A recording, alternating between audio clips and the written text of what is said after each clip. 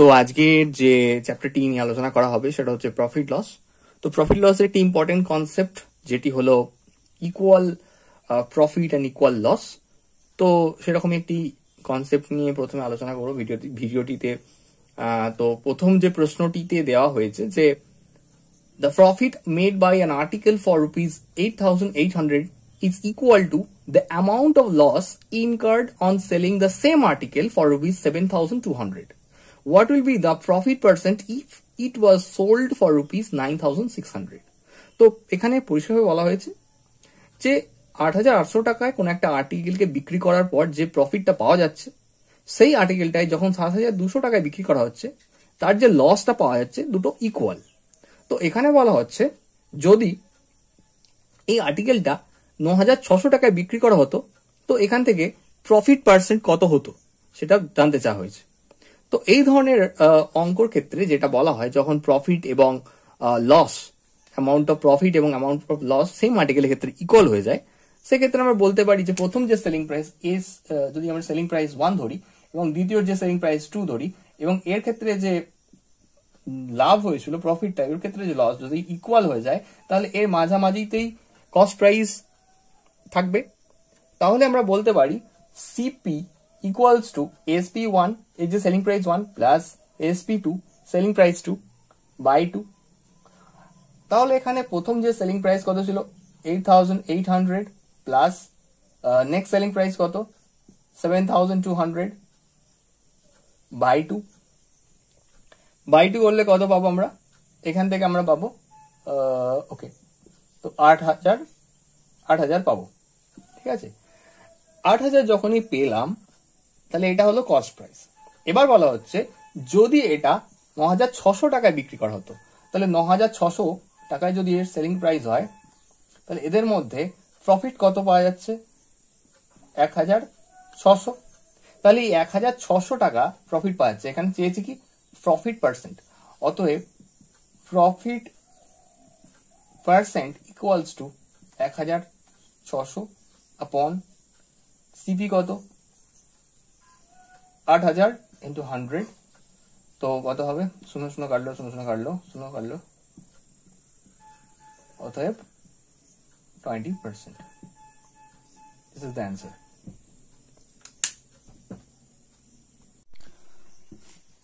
তো প্রফিট লসের দ্বিতীয় যে অঙ্কটি এখানে আমি দিয়েছি সেই অঙ্কটা ঠিক আগের অঙ্কটির মতোই সেম। তো এখানে বলা হয়েছে যে একটা প্রফিট যেটা এত টাকায় 13,400 টাকায় বিক্রি করে পাওয়া গেছে সেটা equal the amount of loss incurred on the selling the same article 11,600। তো 13,400 টাকায় যে বিক্রি করে যে প্রফিটটা পাওয়া গেছে সেটা 11,600 টাকায় বিক্রি করে যে লস হয়েছে সেটা দুটোই সমান। তো এখানে আমরা বলতে পারি CP equal to 13,400 by 11,600 by 2 করলে আমরা কত পাবো 0 0 0 0 আর 4 5 আর 2 বাই 2 অতএব 1250। তো এই টাকাটা আমরা পেলাম। তো এখানে বলা হচ্ছে এটা আমরা কি পেলাম সিপি। এবার বলা হয়েছে যে 14,750 টাকায় বিক্রি করলে কত লাভ পেতাম। তো অবভিয়াসলি সিপিটা যেটা পেয়েছি এসপি যত, এখানে এসপি কত দিয়েছে, এসপি হচ্ছে কত 14,750। তাহলে এখান থেকে আমরা যদি সিপিটা বাদ দিই 12,500 তাহলে কত হবে 0,522। কত পাচ্ছি প্রফিট 2,250। তো এখান থেকে আমরা বলতে পারি আগের অঙ্কটির মতো যে যদি 14,750 টাকায় বিক্রি করা হয় তাহলে এখান থেকে আমরা 2,250 টাকা প্রফিট পাবো। আচ্ছা, এর একটি নতুন অঙ্ক, এই অঙ্কটিতে বলা হয়েছে যে এটা এসেছিল সিজিএল মেন্সে। ঠিক আছে, তো এখানে বলা হয়েছে a used car dealer sells a car for rupees 7.6 lakhs। 7.6 lakhs এ একটা কার সে বিক্রি করেছে এবং বিক্রি করে and make some loss, এবং সে লস করেছে।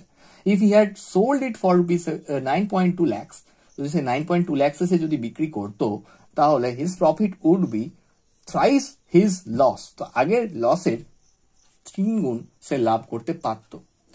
What was the cost price of the car? গাড়িটির ক্রয় মূল্য কত ছিল? তো এখানে আমাদের সেলিং প্রাইস প্রথম দিয়ে দিয়েছে, সেলিং প্রাইস, কস্ট প্রাইস দিয়ে দিয়েছে, আরেকটি সেলিং প্রাইস দিয়েছে। এই দুটো খালি দিয়েছে, কিন্তু কস্ট প্রাইস আমাদের দেওয়া নেই। সেলিং প্রাইস কত দেওয়া হয়েছে? 7.6। নেক্সট সেলিং প্রাইস কত দিয়েছে? 9.2। এই দুটো। তো কস্ট প্রাইস এখান থেকে কি হচ্ছে? লস। এদিক থেকে কত হচ্ছে? প্রফিট। তাই তো, লস অ্যান্ড প্রফিট। এখানে লস কত? যদি 1 ইউনিট হয় তাহলে এর 3 গুণ সে লাভ করেছে 9.2 lakhs, তাহলে +3, আর এদিকে লস মানে -1। তাহলে এই দুটো ডিফারেন্স কত পাচ্ছি? -1 -3। যদি ডিফারেন্স করি 3 -1 ডিফারেন্স করে পাবো কত? 4 ইউনিট। তাহলে 4 ইউনিট হচ্ছে কত? এই দুটো ডিফারেন্স 9.2 - 7.6 কত হচ্ছে? 1.6, তাই তো, 1.6 lakhs। তাহলে 1 ইউনিট ইকুয়াল টু হচ্ছে কত? 0.4। তাহলে আমরা এখান থেকে এই যদি লসের মানটা এখানে বসিয়ে দিই তাহলে আমরা জানি কি কস্ট প্রাইস ইকুয়াল টু, এদিক থেকে যদি আমরা বার করি, যেহেতু লস হয়েছে তাহলে লসের যে টাকাটা কত টাকায় বিক্রি করে লস হয়েছে? 7.6 lakhs। তাহলে এর সাথে আমরা কত যোগ করবো? 0.4 যোগ করলে কস্ট প্রাইস পেয়ে যাব, তাই না? এই টাকাটা কস্ট প্রাইস, এখান থেকে 7.6 lakhs বিক্রি করেছে, লস খেয়েছে, অর্থাৎ এর সাথে কিছু মূল্য যোগ করলে আমরা কস্ট প্রাইসে ফিরে যেতে পারবো। তো কত সেই 1 ইউনিটের মান? সেটা হচ্ছে কত? 0.4। তো 0.4 কে যোগ করলে হচ্ছে কত? 6 4 10 7 8 8। তাহলে 8 লাখ হবে।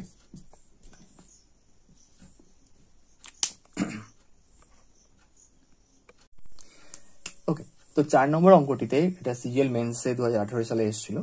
তো এই অঙ্কটিতে বলা হচ্ছে কি না, একটা আর্টিকেল যেটা বিক্রি করা হয়েছে একটা সার্টেন প্রাইসে। তো প্রথমে বলছে একটা নির্দিষ্ট দামে বিক্রি করা হয়েছে। নেক্সট লাইনে বলছে if it is sold at 80% of this price. তো যে টাকায় বিক্রি করা ছিল তার 80%-এ যদি সেটা বিক্রি করা হতো, then there will be a loss. তাহলে কত? 10% লস হতো। তো যদি আমরা এইটুকু ডিকোড করি তাহলে কত হবে? প্রথমে যে সেলিং প্রাইস আছে সেটাকে যদি আমরা 100 অ্যাজিউম করি, আর দ্বিতীয় হচ্ছে কত? 80% প্রাইসে বিক্রি হচ্ছে, তাহলে 80% কে আমরা ফ্র্যাকশনে করলে কত পাবো? 4/5। তাহলে এই 5টা হচ্ছে কত? অরিজিনাল সেলিং প্রাইস, আর এই 4 যেটা আছে 4 ইউনিট, এই সেলিং প্রাইসে বিক্রি করলে 10% লস হচ্ছে। তাহলে 4 ইউনিট সেলিং প্রাইস, এটা একটা সেলিং প্রাইস, তাহলে এই সেলিং প্রাইসে বিক্রি করা হচ্ছে 80%। তাহলে প্রথমে যেটা বেস প্রাইস এটা হচ্ছে 100, যেটা এইটা 5। তো 4 ইউনিট তাহলে কত? 4 ইউনিটে বিক্রি করে কত হচ্ছে? 10% লস। অর্থাৎ আমরা সেলিং প্রাইস কত বলতে পারি? 100 তো অ্যাজিউম করেছিলাম সেলিং প্রাইস, তাহলে 100% যদি হয় তা 100 মাইনাস 10% করলে হচ্ছে কত? 90। তাহলে 5 ইউনিটে কত হবে? 1 ইউনিটে কত? দেন 5 ইউনিটে কত? 5 ইউনিটে কত হবে সেটা বার করো। 5 ইউনিটে দেখবে 112.5% হবে, অর্থাৎ 22.5 দিয়ে গুণ। এবার এখান থেকে আমরা প্রফিট পার্সেন্ট পেয়ে যাবো ইজিলি, অর্থাৎ প্রফিট পার্সেন্ট কত হবে? 112.5 minus 100 equal to 12.5%. This is the answer. তো প্রথম কাজ কি হলো? যে সেলিং প্রাইসটা ছিল তাকে আমরা অ্যাজিউম করলাম 100 ছিল।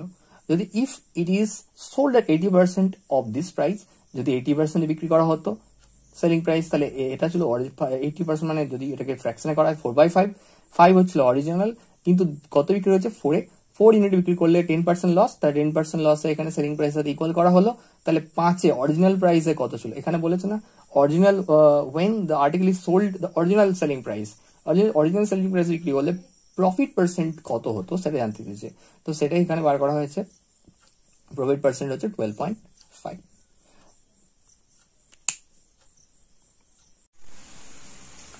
তো দেখা যাক দ্বিতীয় অঙ্কটিতে, যেখানে বলা হয়েছে সেম আগের মতোই, Rohit sells an article at a certain price. If he sells it at 7.2 হয়ে গেছে, 72 হবে, 72% of that price, he incurs a loss of 20%. Say 20% loss করে. If he sells it 20% above its actual selling price, his profit percentage কত হবে সেটা জানতে চাইছে।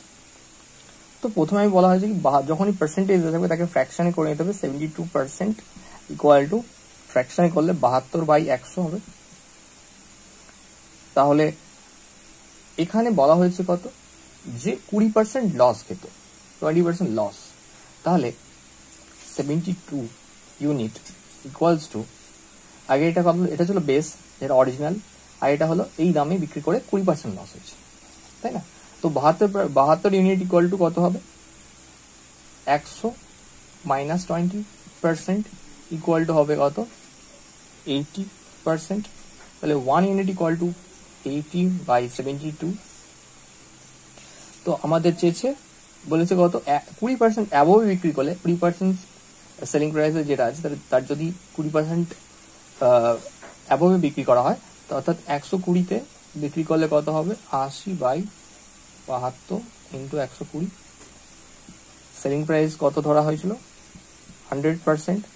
তো 100%-এ 20% অ্যাবোভ বিক্রি করা হচ্ছে, মানে 120-তে বিক্রি করা হলে কত হচ্ছে, এখান থেকে আমরা পেয়ে যাব 133/13%।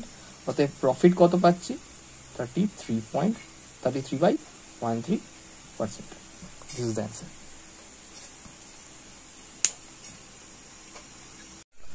তো এবার যে অঙ্কটি করতে চলেছি সেটাতে কি বলা আছে একটু পড়া যাক। বলা হয়েছে যে এই trader purchased a watch and a wall clock. তো একটা ওয়াচ এবং ওয়াল ক্লক সে বাই করেছে এবং টোটাল কত টাকা দিয়ে পারচেস করেছে সেটা হচ্ছে 390 rupees, and he sells them making a profit of 10%।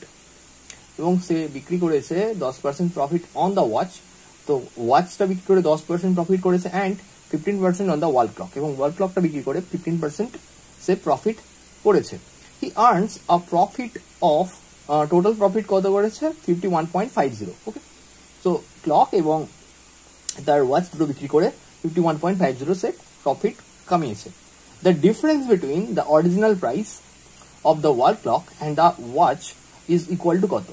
তো এখানে যেটা চেয়েছে যে দুটোরই অরিজিনাল প্রাইস বলতে কি, কস্ট প্রাইস কি ছিল সেটাকে আমাকে, মানে যে দামে দুটোকে কিনেছিল তাদের মধ্যে ডিফারেন্স জানতে চেয়েছে। তো প্রথম কাজ কি হবে, ধরা যাক হি সেলস দেম মেকিং, হ্যাঁ ওকে, তো ধরা যাক এখানে ওয়াচ যেটা আছে সেটাকে এর কস্ট প্রাইস ধরে নিচ্ছি এক্স। তাহলে এক্স টাকায় যদি কিনে থাকে তাহলে যে ক্লকটা ছিল তার কত হবে মূল্য, 390 মাইনাস এক্স। এবার বলা হয়েছে যে প্রফিট করেছে কত, এই এক্স এর উপর 10% প্রফিট করেছে, অর্থাৎ ওয়াচের উপর 10% প্রফিট, এবং যে ক্লকের উপর 390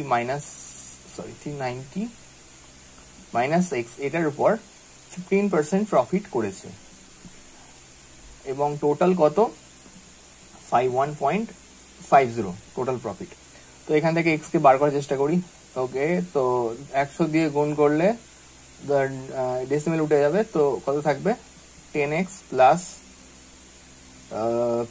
এটাকে যদি মুখে মুখে গুণ করার চেষ্টা করা হয়, 39কে 40 করলে কত আসবে, 6000। এটা দিয়ে টোটাল যদি 15কে 400 দিয়ে গুণ করা হয় তাহলে হচ্ছে 6000, আর 10 দিয়ে গুণ করলে হচ্ছে 150, তাহলে 5850, তো হবে 5850 minus 15x equals to 5150, right? তো 5150, ওকে।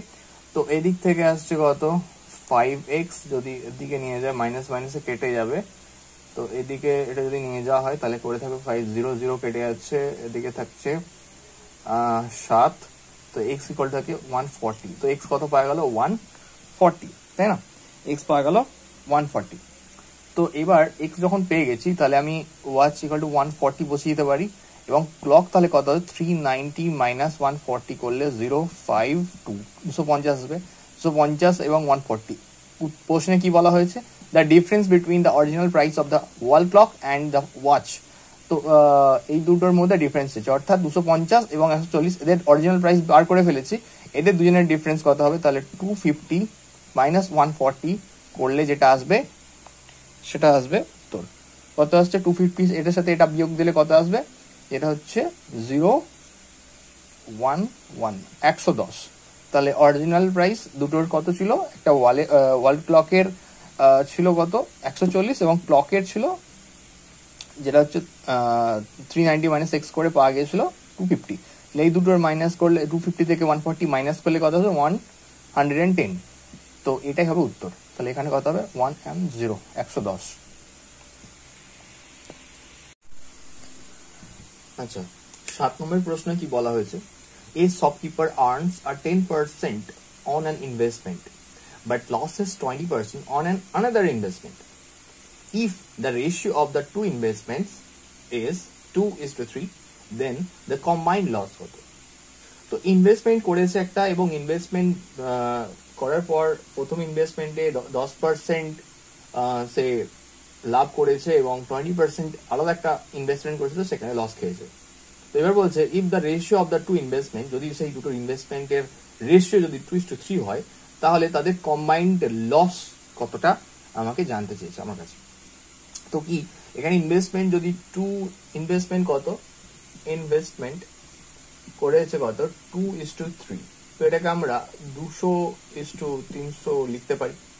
তো এটার উপর কত 10% লাভ করেছে, অতএব কত হবে 10% লাভ করলে কত থাকে, 200 ইন্টু 110 বাই 100, 0 কেটে যাচ্ছে, তাহলে কত থাকে 220।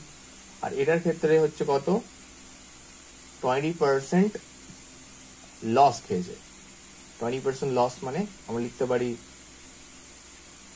300 ইন্টু 100 মাইনাস কত 20 বাই 100। সো পার্সেন্টেজের জন্য 2 শূন্য কাটলো, আর এদিকে হলো 80 3 2440। তাহলে 220 এবং 240 এর দুটো যোগ করলে টোটাল ইনভেস্টমেন্ট কত দাঁড়াচ্ছে 460। এটা 460 দাঁড়িয়েছে। এবার টোটাল ইনভেস্টমেন্ট কত ছিল 500, তাহলে 500তে কত হয়েছে শেষে এই রেশিওটা সব মিলিয়ে এখান থেকে কত লস হয়েছে 40, তাই না। 500 থেকে 460 বাদ দিলে কত থাকে 40। তাহলে কত, যদি এখানে হচ্ছে কম্বাইন্ড লস কত হয়, তাহলে 40 বাই কতই লস হয়েছে 500তে 100, 00 00 5 8 40, 8% হবে।